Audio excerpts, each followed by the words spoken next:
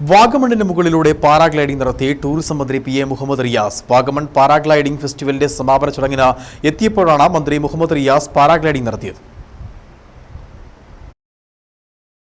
Vagamon paragliding ഫെസ്റ്റിന്റെ സമാപന ചടങ്ങ് ഉദ്ഘാടനം ചെയ്യുകയായിരുന്നു മന്ത്രി മുഹമ്മദ് റിയാസിന്റെ ലക്ഷ്യം.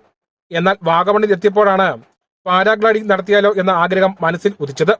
ഉടൻ തന്നെ മുണ്ടും ഷർട്ടും മാറ്റി പാന്റും ടീഷർട്ടും ധരിച്ചു. വാഗമൺ മലമുകളിൽ എത്തിയപ്പോൾ സംഘാടകരും തയ്യാർ. മന്ത്രിയുമായി പറക്കാൻ വാഗമൺ സ്വദേശിയും പാരാഗ്ലൈഡിംഗ് പരിശീലകനുമായ മിഥുൻ റെഡിയായി. ഹെൽമറ്റും ജാക്കറ്റും ധരിച്ച് കാഴ്ചക്കാരെ അഭിവാദ്യം ചെയ്ത് മന്ത്രി മുഹമ്മദ് റിയാസ് പറക്കാൻ തയ്യാറായി. 5 മിനിറ്റോളം മന്ത്രി ആകാശത്തു കൂടി പറന്നു. പിന്നെ സുരക്ഷിതമായി ലാൻഡ് ചെയ്തു. തുടർന്ന് മാധ്യമങ്ങളോട് ആകാശയാത്രയുടെ അനുഭവങ്ങൾ പങ്കുവച്ചു. എക്സ്പീരിയൻസ് ആണ്. അഡ്വഞ്ചർ സ്പോർട്സിൻ്റെ പല ഇനങ്ങളും സ്വയം അനുഭവിച്ചറിയാൻ ശ്രമിച്ചിട്ടുണ്ട്. ആകാശത്തുള്ളത് പ്രത്യേകിച്ച് പാരാഗ്ലൈഡിംഗ് ഒന്ന് അനുഭവിക്കണമെന്ന് കുറേ ആയിട്ട് കരുതിയാണ്. ഇതാണെങ്കിൽ 3500 അടി ഉയരമാണ്.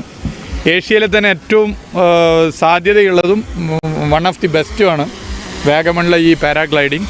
ഇതിൻ്റെ പ്രത്യേകത വളരെ കൂൾ ക്ലൈമറ്റാണ്. വളരെ തണുത്ത കാറ്റ്. താഴോട്ട് നോക്കുമ്പോൾ നമുക്ക് അതിൻ്റെ എല്ലാ കാര്യങ്ങളും കാണാം. മൂന്നാർ കാണാം, ഇടുക്കി ഡാം കാണാം, അതുപോലെ തന്നെ എറണാകുളത്തിൻ്റെ ഭാഗം കാണാം.